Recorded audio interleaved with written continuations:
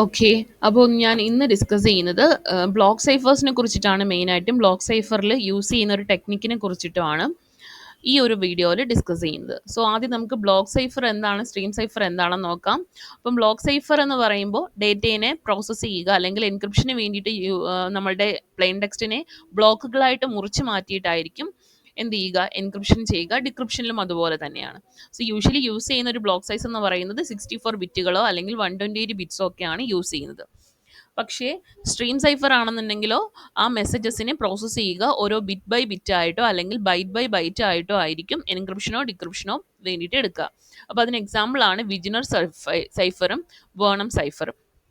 പക്ഷേ ഇപ്പോൾ കൂടുതലായിട്ടും യൂസ് ചെയ്യുന്ന സൈഫേഴ്സ് എന്ന് പറയുന്നത് ബ്ലോക്ക് സൈഫേഴ്സ് ആണ്.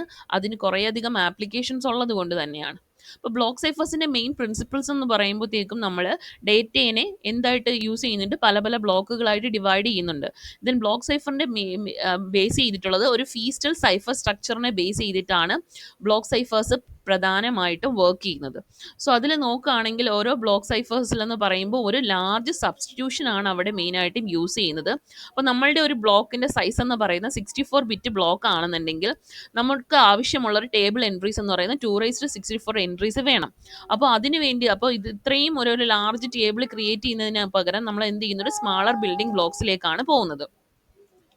അപ്പോൾ ഈ പ്രോഡക്റ്റ് സൈഫർ എന്ന് പറയുന്നത് ക്ലോഡ് ഷാനോൺ കൊണ്ടുവന്ന ഒരു കോൺസെപ്റ്റ് ആണ്. അതിൽ സബ്സ്റ്റിറ്റ്യൂഷനും പെർമ്യൂട്ടേഷനും കൂടി കമ്പൈൻ ചെയ്തിട്ടാണ് യൂസ് ചെയ്യുന്നത്. അപ്പോൾ സബ്സ്റ്റിറ്റ്യൂഷൻ്റെയും ട്രാൻസ്പോസിഷൻ്റെയും കൂടി കമ്പൈൻഡ് ഫോമിനെയാണ് നമ്മൾ പ്രോഡക്റ്റ് സൈഫർ എന്നുള്ള പേരിൽ അറിയപ്പെടുന്നത്. അപ്പോൾ സബ്സ്റ്റിറ്റ്യൂഷൻ പെർമ്യൂട്ടേഷൻ നെറ്റ്വർക്ക് എന്ന് പറയുമ്പോഴത്തേക്കും അതിൽ സബ്സ്റ്റിറ്റ്യൂഷൻ ഉണ്ടാവും, പെർമ്യൂട്ടേഷൻ ഉണ്ടാവും, അതുപോലെ തന്നെ കൺഫ്യൂഷനും ഡിഫ്യൂഷനും പ്രൊവൈഡ് ചെയ്യണം.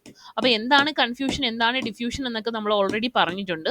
ഡിഫ്യൂഷൻ എന്ന് പറഞ്ഞു കഴിഞ്ഞാൽ ആ പ്ലെയിൻ ടെക്സ്റ്റിലുള്ള ഒരു ചെറിയ ചേഞ്ച് അത് നല്ലൊരു സിഗ്നിഫിക്കൻറ്റ് ചേഞ്ച് നമ്മുടെ സൈഫർ ടെക്സ്റ്റിൽ ഉണ്ടാക്കണം. അതുപോലെ തന്നെ സൈഫർ ടെക്സ്റ്റിൽ നിങ്ങൾ എന്തെങ്കിലും ഒരു ചേഞ്ച് വരുത്തി കഴിഞ്ഞാൽ അത് നല്ല രീതിയിൽ തന്നെ പ്ലെയിൻ ടെക്സ്റ്റിൽ ചേഞ്ച് ഉണ്ടാക്കും. അപ്പോൾ അതിലൂടെ ഉദ്ദേശിക്കുന്നത് നമുക്ക് അറ്റാക്കേഴ്സിന് ഒരു കാരണവശാലും ഡേറ്റയെ ആക്സസ് ചെയ്യാനും അല്ലെങ്കിൽ പ്ലെയിൻ ടെക്സ്റ്റിനെ ആക്സസ് ചെയ്യുന്നത് വഴി സൈഫർ ടെക്സ്റ്റ് ജനറേറ്റ് ചെയ്യാനോ അല്ലെങ്കിൽ സൈഫർ ടെക്സ്റ്റ് കിട്ടിക്കഴിഞ്ഞാൽ ഒറിജിനൽ പ്ലെയിൻ ടെക്സ്റ്റ് ജനറേറ്റ് ചെയ്യാനോ ഉള്ള ഒരു പോസിബിലിറ്റി ഇല്ലാതാക്കുകയാണ് നമ്മൾ അതിലൂടെ ഉദ്ദേശിക്കുന്നത്. മോഡേൺ ബ്ലോക്ക് സൈഫേഴ്സ് എന്ന് പറയുമ്പോൾ ഒരു സിമെട്രിക് ബ്ലോക്ക് സൈഫർ ആയിരിക്കും. അപ്പോൾ അതിൽ ഒരു n bit block of plain text ഉണ്ടെന്നുണ്ടെങ്കിൽ അതിനെ ഒരു n bit block of cipher text ആയിട്ട് എൻക്രിപ്ഷനോ ഡിക്രിപ്ഷനോ നടക്കുന്നതിനായിരിക്കും ഇവിടെ നമുക്ക് മോഡേൺ ബ്ലോക്ക് സൈഫേഴ്സ് എന്ന് പറയുന്നത്. അപ്പോൾ ഇവിടെ എൻക്രിപ്ഷനും ഡിക്രിപ്ഷനുമായിട്ട് ഉപയോഗിക്കുന്ന കീ എന്ന് പറയുന്നത് ഒരു കെ ബിറ്റ് കീ ആയിരിക്കും. കാരണം ഇതൊരു സിമെട്രിക് കീ ആയതുകൊണ്ട്, അൽഗോരിതം തന്നെ ആയതുകൊണ്ട് തന്നെ എൻക്രിപ്ഷനും ഡിക്രിപ്ഷനും ഒരേ കീ തന്നെയാണ് ഉപയോഗിക്കുന്നത്. അപ്പോൾ ഇതിൻ്റെ ഒരു സ്ട്രക്ചർ നമുക്ക് നോക്കാം. ഇവിടെ ഒരു എൻ ബിറ്റ് പ്ലെയിൻ ടെക്സ്റ്റിനെ എൻക്രിപ്ഷന് വേണ്ടിയിട്ട് ഉപയോഗിക്കുന്നു യൂസിങ് ഒരു കെ ബിറ്റ് കീ. അപ്പോൾ ഇതിലൂടെ നമ്മൾ ജനറേറ്റ് ചെയ്യുന്ന സൈഫർ ടെക്സ്റ്റും എൻ ബിറ്റ് സൈഫർ ടെക്സ്റ്റ് തന്നെയാണ് ജനറേറ്റ് ചെയ്യുന്നത്. സപ്പോസ് ഞാൻ ഉപയോഗിക്കുന്ന പ്ലെയിൻ ടെക്സ്റ്റ് എന്ന് പറയുന്നത് ഒരു 32 ബിറ്റ് പ്ലെയിൻ ടെക്സ്റ്റ് ആണ് യൂസ് ചെയ്യുന്നതെങ്കിൽ അതിനെ എൻക്രിപ്ഷനിലൂടെ ഒരു 32 ബിറ്റ് സൈഫർ ടെക്സ്റ്റ് ആയിട്ട് തന്നെയാണ് ഞാൻ കൺവേർട്ട് ചെയ്യുന്നത് യൂസിങ് ഒരു ആർബിട്രറി ബിറ്റ് കീ ആയിട്ട് ലൈക്ക് ഒരു 12 ബിറ്റ് കീ യൂസ് ചെയ്തിട്ട് ഞാൻ എന്ത് ചെയ്യുന്നു, എൻക്രിപ്റ്റ് ചെയ്യുന്നു. ഇൻ ദ സെയിം വേ ഡിക്രിപ്ഷനിലേക്ക് നോക്കുകയാണെന്നുണ്ടെങ്കിൽ സെയിം 32 ബിറ്റ് സൈഫർ ടെക്സ്റ്റിനെ എന്താണ് ഡിക്രിപ്ഷനായിട്ട് സെയിം 12 ബിറ്റ് കീ ആയിട്ട് 12 ബിറ്റ് കീ യൂസ് ചെയ്തിട്ട് ഡിക്രിപ്ഷൻ പ്രോസസ്സ് ചെയ്തിട്ട് എന്ത് ചെയ്യുന്നു, ഒരു 32 ബിറ്റ് പ്ലെയിൻ ടെക്സ്റ്റ് തന്നെ ജനറേറ്റ് ചെയ്തെടുക്കുന്നു. സോ ഇതാണ് ഒരു മോഡേൺ ബ്ലോക്ക് സൈഫേഴ്സിൻ്റെ സ്ട്രക്ചർ എന്ന് പറയുന്നത്. അപ്പോൾ ഇവിടെ നമ്മൾ ഉപയോഗിക്കുന്ന രണ്ട് ടെക്നിക്കാണ് സബ്സ്റ്റിറ്റ്യൂഷനും ട്രാൻസ്പോസിഷനും. അപ്പോൾ സബ്സ്റ്റിറ്റ്യൂഷൻ എന്താണ്, ട്രാൻസ്പോസിഷൻ എന്താണ്, അപ്പോൾ അത് ഉപയോഗിച്ച് വർക്ക് ചെയ്യുന്ന കുറേ സൈഫേഴ്സിനെ കുറിച്ച് നിങ്ങൾ പഠിച്ചിട്ടുണ്ട്. അപ്പോൾ മോഡേൺ ബ്ലോക്ക് സൈഫേഴ്സ് എന്ന് പറയുന്നത് ഇത് രണ്ടും കൂടി കമ്പൈൻ ചെയ്തിട്ട് വരുന്ന സൈഫേഴ്സ് ആണ് ഉദ്ദേശിക്കുന്നത്. അപ്പോൾ മോഡേൺ ബ്ലോക്ക് സൈഫറിൽ മെയിനായിട്ടും സബ്സ്റ്റിറ്റ്യൂഷൻ എന്തായാലും ഉണ്ടാവണം. ദെൻ പ്രോഡക്റ്റ് സൈഫേഴ്സ് എന്ന് പറയുമ്പോൾ സബ്സ്റ്റിറ്റ്യൂഷൻ്റെയും പെർമ്യൂട്ടേഷനും കൂടെ കമ്പൈൻ ചെയ്തിട്ടുള്ള സൈഫേഴ്സിനെയാണ് നമ്മൾ മെയിനായിട്ടും പ്രോഡക്റ്റ് സൈഫേഴ്സ് എന്ന് പറയുന്നത്. അപ്പോൾ അതിൽ നമ്മൾ ഉപയോഗിക്കുന്ന മറ്റൊരു കോൺസെപ്റ്റുകളാണ് ഡിഫ്യൂഷനും അതുപോലെ കൺഫ്യൂഷനും. അപ്പോൾ അതെന്താണെന്ന് നമ്മൾ ഓൾറെഡി പറഞ്ഞിട്ടുണ്ട്. അപ്പോൾ ഡിഫ്യൂഷൻ എന്ന് പറഞ്ഞു കഴിഞ്ഞാൽ നമ്മളുടെ സൈഫർ ടെക്സ്റ്റും പ്ലെയിൻ ടെക്സ്റ്റും തമ്മിലുള്ള റിലേഷൻഷിപ്പ് ഹൈഡ് ആക്കുക എന്നുള്ളതാണ്. അതായത് സൈഫർ ടെക്സ്റ്റിലെ ഒരു ചെറിയ ഒരു ബിറ്റോ അല്ലെങ്കിൽ ഒന്നോ അതിലധികമോ ബിറ്റുകൾ നിങ്ങൾ ചേഞ്ച് ചെയ്യുമ്പം അത് കറസ്പോണ്ടിങ് പ്ലെയിൻ ടെക്സ്റ്റിൽ വലിയ രീതിയിലുള്ള ഒരു ചേഞ്ച് ഉണ്ടാക്കണം. അതല്ലെങ്കിൽ പ്ലെയിൻ ടെക്സ്റ്റിൽ ഒരു സിംഗിൾ സിമ്പലോ അല്ലെങ്കിൽ ഒരു ക്യാരക്ടറോ ഒക്കെ ചേഞ്ച് ചെയ്യുമ്പോൾ തന്നെ സൈഫർ ടെക്സ്റ്റിലുള്ള സിമ്പിൾസ് മൊത്തമോ അല്ലെങ്കിൽ പകുതിയോ ഉള്ള സിമ്പിൾസിൽ അത് അഫക്റ്റ് ചെയ്യണം എന്നുള്ളതാണ് നമ്മൾ ഡിഫ്യൂഷനിലൂടെ ഉദ്ദേശിക്കുന്നത്. അപ്പോൾ ഇതിലൂടെ ഫോക്കസ് ചെയ്യുന്നത് എന്തെന്ന് വെച്ച് കഴിഞ്ഞാൽ, അറ്റാക്കേഴ്സിൻ്റെ കയ്യിൽ പ്ലെയിൻ ടെക്സ്റ്റ് കിട്ടിക്കഴിഞ്ഞാലും അവർക്ക് ആ സൈഫർ ടെക്സ്റ്റിലേക്ക് എത്തിച്ചേരാനുള്ള സാധ്യത എത്രത്തോളം കുറയ്ക്കാൻ പറ്റുമോ അത്രത്തോളം കുറയ്ക്കുക എന്നുള്ളതാണ്. ഓക്കെ, അപ്പോൾ ഡിഫ്യൂഷൻ എന്ന് പറയുമ്പോൾ സൈഫർ ടെക്സ്റ്റും പ്ലെയിൻ ടെക്സ്റ്റും തമ്മിലുള്ള റിലേഷൻഷിപ്പാണ് അവിടെ ഡീൽ ചെയ്യുന്നത്. ദെൻ കൺഫ്യൂഷൻ എന്ന് പറയുമ്പോൾ നമ്മളുടെ എൻക്രിപ്ഷന് വേണ്ടിയിട്ട് ഉപയോഗിക്കുന്ന കീയും അതുപോലെ സൈഫർ ടെക്സ്റ്റും തമ്മിലുള്ള റിലേഷൻഷിപ്പ് ഹൈഡ് ആക്കുക എന്നുള്ളതാണ്. അതായത് എന്ത് കീയിൽ എന്ത് ഓപ്പറേഷൻ പെർഫോം ചെയ്തിട്ടാണ് നിങ്ങൾ സൈഫർ ടെക്സ്റ്റ് ജനറേറ്റ് ചെയ്തത്, അല്ലെങ്കിൽ എന്ത് എൻക്രിപ്ഷൻ ടെക്നിക്ക് ഉപയോഗിച്ചിട്ടാണ് സൈഫർ ടെക്സ്റ്റ് ജനറേറ്റ് ചെയ്തത് എന്നുള്ള ആ ഒരു പ്രോസസ്സ് എത്രത്തോളം കോംപ്ലക്സ് ആക്കാമോ അത്രത്തോളം കോംപ്ലക്സ് ആക്കുക എന്നുള്ളതാണ് കൺഫ്യൂഷനിലൂടെ ഉദ്ദേശിക്കുന്നത്. ഓക്കെ, അപ്പോൾ കൺഫ്യൂഷൻ നമ്മൾ ഉദ്ദേശിക്കുന്ന സൈഫർ ടെക്സ്റ്റും കീയും തമ്മിലുള്ള റിലേഷൻഷിപ്പ് എത്രത്തോളം കോംപ്ലക്സ് ആക്കാമോ അത്രത്തോളം കോംപ്ലക്സ് ആക്കുക എന്നുള്ളതാണ്. അപ്പോൾ നമ്മൾ ഉപയോഗിച്ച പ്രോഡക്റ്റ് സൈഫറിൽ എന്ന് പറയുമ്പോൾ സബ്സ്റ്റിറ്റ്യൂഷൻ വരുന്നുണ്ട്, പെർമ്യൂട്ടേഷൻ വരുന്നുണ്ട്, ദെൻ ഡിഫ്യൂഷനും കൺഫ്യൂഷനും കൂടി ചേർന്നിട്ടുള്ള ടെക്നിക്കുകളും വരണം. സോ ഡിഫ്യൂഷനും കൺഫ്യൂഷനും അച്ചീവ് ചെയ്യാനായിട്ട് നമുക്ക് എന്ത് ചെയ്യാം, ഇതിൻ്റെ ഒരു കോമ്പിനേഷൻ ഓഫ് സബ്സ്റ്റിറ്റ്യൂഷൻ ബോക്സസിൻ്റെയും പെർമ്യൂട്ടേഷൻ ബോക്സസിൻ്റെയും അല്ലെങ്കിൽ മറ്റ് കമ്പോണൻസിൻ്റെയും കൂടെ ഒരു കോമ്പിനേഷൻ ഉപയോഗിച്ചിട്ട് ഡിഫ്യൂഷനും കൺഫ്യൂഷനും അച്ചീവ് ചെയ്യാനായിട്ട് കഴിയും. അപ്പോൾ എത്രത്തോളം ഡിഫ്യൂഷനും കൺഫ്യൂഷനും കൂട്ടുന്നോ അത്രത്തോളം സെക്യൂർ ആയിരിക്കും നമ്മളുടെ സിസ്റ്റം. ഓക്കെ, അപ്പോൾ നമ്മൾ ഇതിനായിട്ട് ഡിഫ്യൂഷനും കൺഫ്യൂഷനും അച്ചീവ് ചെയ്യാനായിട്ട് ഈ സബ്സ്റ്റിറ്റ്യൂഷൻ്റെയും പെർമ്യൂട്ടേഷൻസിൻ്റെയും ഒരു കോമ്പിനേഷനാണ്, അല്ലെങ്കിൽ അതിൻ്റെ കോമ്പിനേഷൻ പല തവണ ഇങ്ങനെ ലൂപ്പ് ചെയ്യും. ദാറ്റ് മീൻസ് അതിൻ്റെ പല ഐട്രേഷൻസ് ആയിട്ടാണ് നമ്മൾ എന്ത് ചെയ്യുന്നത്, ഈ ഒരു അല്ലെങ്കിൽ ഈ ഒരു ഡിഫ്യൂഷനും കൺഫ്യൂഷനും അച്ചീവ് ചെയ്യാനായിട്ട് ശ്രമിക്കുന്നത്. അപ്പോൾ അതിന് നമ്മൾ ഓരോ ഐട്രേഷനെയും നമ്മൾ ഓരോ റൗണ്ടുകൾ എന്നാണ് പറയുന്നത്. അപ്പോൾ മെയിനായിട്ട് 2 ക്ലാസ്സസ് ആണ് പ്രോഡക്റ്റ് സൈഫേഴ്സിനുള്ളത്, ഫീസ്റ്റൽ സൈഫേഴ്സും നോൺ ഫീസ്റ്റൽ സൈഫേഴ്സും. അപ്പോൾ ഫീസ്റ്റൽ സൈഫർ എന്താണെന്ന് നോക്കാം. അപ്പോൾ ഫീസ്റ്റൽ സൈഫർ എന്ന് പറയുന്നത് ബ്ലോക്ക് സൈഫേഴ്സ് ക്രിയേറ്റ് ചെയ്യാനായിട്ട് ഉപയോഗിക്കുന്ന ഒരു ബേസിക് സ്ട്രക്ചറാണ് ഫീസ്റ്റൽ സൈഫർ. അപ്പോൾ എത്രമാത്രം റൗണ്ടുകൾ ഇൻക്രീസ് ചെയ്യുന്നോ അത്രത്തോളം സെക്യൂരിറ്റി ഇമ്പ്രൂവ് ചെയ്യുകയും ചെയ്യും. അപ്പോൾ ഓരോ റൗണ്ടിലും നമ്മൾ ഡിഫറെൻറ്റ് ടെക്നിക്സുകൾ അപ്ലൈ ചെയ്തിട്ട് പ്ലെയിൻ ടെക്സ്റ്റിനെ എൻക്രിപ്റ്റ് ചെയ്ത് സൈഫർ ടെക്സ്റ്റാക്കി കൺവേർട്ട് ചെയ്യുന്നു. അപ്പോൾ ഓരോ റൗണ്ടിലും അറ്റ്ലീസ്റ്റ് 1 സബ്സ്റ്റിറ്റ്യൂഷൻ ടെക്നിക്കെങ്കിലും നമ്മൾ അവിടെ ഉപയോഗിക്കുന്നുണ്ട്. അപ്പോൾ പ്ലെയിൻ ടെക്സ്റ്റ് ഈ റൗണ്ടുകളെല്ലാം പാസ് ചെയ്തിട്ടായിരിക്കും സൈഫർ ടെക്സ്റ്റായിട്ട് കൺവേർട്ട് ആകുന്നത്. അപ്പോൾ ഇത് ഫീസ്റ്റൽ സൈഫർ സ്ട്രക്ചറിൻ്റെ ഒരു മൾട്ടിപ്പിൾ റൗണ്ടുകൾ വരുന്ന ഒരു ഫീസ്റ്റൽ സൈഫർ സ്ട്രക്ചറാണ് തന്നിരിക്കുന്നത്. അപ്പോൾ നിങ്ങളിവിടെ ഈ സൈഡിൽ കാണുന്നത് എൻക്രിപ്ഷനും ഈ സൈഡിൽ ഡിക്രിപ്ഷനുമാണ് നടക്കുന്നത്. അപ്പോൾ നമ്മളുടെ ഒരു പ്ലെയിൻ ടെക്സ്റ്റ് പി എന്ന് പറയുന്ന ഒരു പ്ലെയിൻ ടെക്സ്റ്റ് ഉണ്ട്. അതിന് ഞാൻ എന്ത് ചെയ്യുന്നു, മൾട്ടിപ്പിൾ അല്ലെങ്കിൽ 2 ഭാഗമായിട്ട് ഡിവൈഡ് ചെയ്യുന്നു. ഒരു ലെഫ്റ്റ് ഹാൻഡ് സൈഡും റൈറ്റ് ഹാൻഡ് സൈഡുമായിട്ട് ഡിവൈഡ് ചെയ്യുന്നു. ദെൻ അതിൽ സം ഓപ്പറേഷൻസ് നമ്മൾ അവിടെ പെർഫോം ചെയ്യുന്നുണ്ട് യൂസിങ് കീ. അപ്പോൾ ഇവിടെ ഇതാണ് എൻ്റെ ഫസ്റ്റ് റൗണ്ട്. അപ്പോൾ ഫീസ്റ്റൽ സൈഫറിൻ്റെ ഫസ്റ്റ് റൗണ്ട് എന്ന് പറയുന്നത് ഇതാണ്. അപ്പോൾ ഇത്രയും ചേർന്നാണ് എൻ്റെ ഫസ്റ്റ് റൗണ്ട് എന്ന് പറയുന്നത്. അപ്പോൾ ഈ ഫസ്റ്റ് റൗണ്ടിൽ ഞാൻ ലെഫ്റ്റ് ഹാഫ് റൈറ്റ് ഹാഫും അതുപോലെ തന്നെ കീയും ഉപയോഗിച്ച് സം ഓപ്പറേഷൻസ് ഒക്കെ പെർഫോം ചെയ്യുന്നുണ്ട്. ഓക്കെ, അപ്പോൾ ഈ ഓപ്പറേഷൻസ് ഒക്കെ പെർഫോം ചെയ്തിട്ടാണ് ഞാൻ എന്ത് ചെയ്യുന്നത്, അതിൻ്റെ റിസൾട്ടാണ് അടുത്ത സെക്കൻഡ് റൗണ്ടിലേക്ക് കൊടുക്കുന്നത്. അപ്പോൾ ഓരോ റൗണ്ടിലും റൗണ്ട് 1 ഞാൻ ഉപയോഗിക്കുന്ന കീ ആണ് K1, അടുത്ത റൗണ്ട് 2 K2, റൗണ്ട് 3 K3, അങ്ങനെ എന്ത് റൗണ്ട് ആണെങ്കിൽ ഞാൻ ഉപയോഗിക്കുന്ന കീ ആയിരിക്കും KN. സോ അതിനുശേഷം എനിക്ക് കിട്ടുന്ന റിസൾട്ട്, അതായത് അപ്പോഴും നമുക്ക് അവിടെ എന്തുണ്ടാവും, ഒരു ലെഫ്റ്റ് ഹാൻഡ് സൈഡും റൈറ്റ് ഹാൻഡ് സൈഡും ഉണ്ടാവും.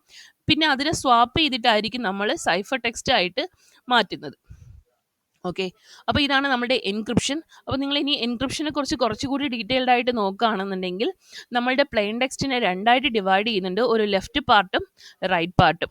അപ്പോൾ ഓരോ റൗണ്ടിലും നമ്മൾ ഇവിടെ ഈ റൈറ്റ് പാർട്ടിനെ ഒരു ഫംഗ്ഷനിലേക്ക് കൊടുക്കുന്നുണ്ട്. ഇവിടെ ഒരു സബ്സ്റ്റിറ്റ്യൂഷൻ ഫംഗ്ഷനാണ്, ഇവിടെ ഈ റൗണ്ട് എന്ന് മാർക്ക് ചെയ്തിരിക്കുന്നത് ഒരു സബ്സ്റ്റിറ്റ്യൂഷൻ ഫംഗ്ഷനിലേക്കാണ് ഈ റൈറ്റ് ഹാഫിനെ കൊടുക്കുന്നത്. ദെൻ അതിൻ്റെ കൂടെ നമ്മൾ എന്ത് ചെയ്യുന്നുണ്ട്, കീ കൂടി സപ്ലൈ ചെയ്യുന്നുണ്ട്. ആ കിട്ടുന്ന റിസൾട്ടിനെ ഒരു എക്സോർ ഓപ്പറേഷൻ പെർഫോം ചെയ്യുന്നുണ്ട്. ആ കിട്ടുന്ന റിസൾട്ടിനെ ലെഫ്റ്റ് ഹാൻഡ് പാർട്ടുമായിട്ട് ഒരു എക്സോർ ഓപ്പറേഷൻ പെർഫോം ചെയ്യുന്നുണ്ട്. ആ കിട്ടുന്ന റിസൾട്ടാണ് നമ്മൾ നെക്സ്റ്റ് റൗണ്ടിലെ റൈറ്റ് പാർട്ടായിട്ട് കൊടുക്കുന്നത്. ദെൻ നെക്സ്റ്റ് റൗണ്ടിലെ ലെഫ്റ്റ് പാർട്ടായിട്ട് കൊടുക്കുന്നത് ആ റൈറ്റ് സൈഡിനെ ഒരു ചേഞ്ചും ഇല്ലാതെ ലെഫ്റ്റ് സൈഡായിട്ട് കൊടുക്കുന്നു. അപ്പോൾ ഓരോ റൗണ്ടിലും, അതായത് ഓരോ ഐട്രേഷനിലും ഇവിടെ മാറ്റമില്ലാത്തത് റൈറ്റ് പാർട്ടാണ്. അതായത് റൈറ്റ് പാർട്ടിനെ ഡയറക്റ്റ് ആയിട്ടാണ് നമ്മൾ ലെഫ്റ്റ് പാർട്ടായിട്ട് ഓരോ റൗണ്ടിൽ സപ്ലൈ ചെയ്യുന്നത്. ദെൻ അടുത്ത റൗണ്ടിലെ റൈറ്റ് പാർട്ടായിട്ട് മാറുന്നത് ലെഫ്റ്റ് പാർട്ടും റൈറ്റ് പാർട്ടിനെ സം ഫങ്ഷൻസ് അപ്ലൈ ചെയ്തിട്ടുള്ള ആ റിസൾട്ടും കൂടി എക്സോർ ചെയ്ത ആ റിസൾട്ടിനെയാണ് നെക്സ്റ്റ് റൗണ്ടിലെ റൈറ്റ് പാർട്ടായിട്ട് കൊടുക്കുന്നത്. സോ ഇതാണ് എൻ്റെയർ ഐട്രേഷനിലും വർക്ക് ചെയ്യുന്നത്. അപ്പോൾ ഇതാണ് നമ്മുടെ ഫീസ്റ്റൽ സൈഫറിൻ്റെ ഒരു എൻക്രിപ്ഷൻ പാർട്ട് എന്ന് പറയുന്നത്. ദെൻ ഇതിൻ്റെ ഡിക്രിപ്ഷൻ പാർട്ട് നോക്കുകയാണെങ്കിൽ ഇവിടെ നടക്കുന്ന ഈ പ്രോസസ്സുകളുടെ ജസ്റ്റ് ഓപ്പോസിറ്റ് ആണ് ഇവിടെ നടക്കുക.